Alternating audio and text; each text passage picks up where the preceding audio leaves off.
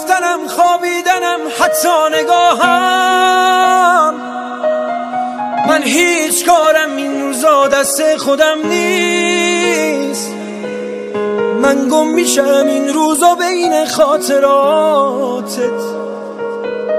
جز غم کسی این روزا با من هم قدم نیست. من از غرورم این روزا چیزی نمونده. وقتی که سر رو بالش خیسم میذارم، تو روزهای خوبیت من پیش روته.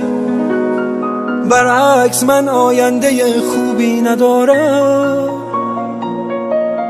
تو از گذشتت هیچ چیزی بر نداشتی. اصلا نذاشتی غم تو دنیات پا بذاره. برعکس من توی گذشته گیر کردم. دنیای تو با من یه دنیا فرق داره. من دم به دم دلتنگ روزای گذشتم. چیزی که واسه تو اهمیت نداره. موهامو که دیدم برفات فکر کردم.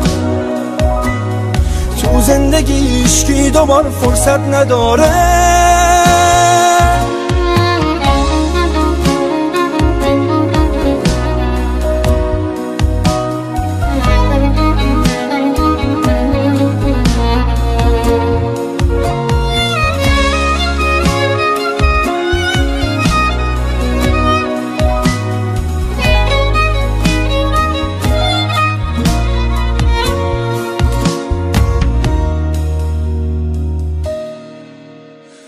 من هی به تو فکر کردم و موهام سفید شد. حق با تو بود، من فرصت رو از دست دادم.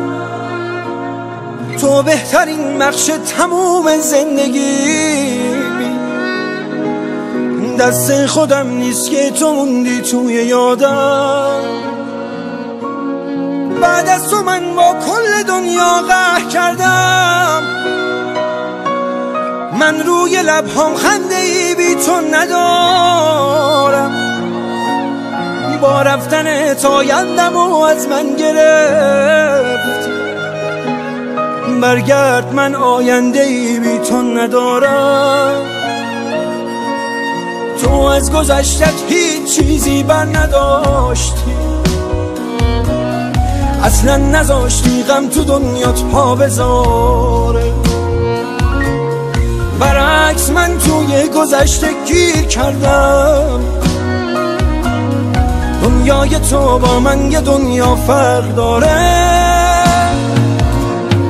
من دم به دم دلتنگ روزای گذشتم. چیزی که واسه تو اهمیت نداره. موهامو که دیدم برفات فکر کردم.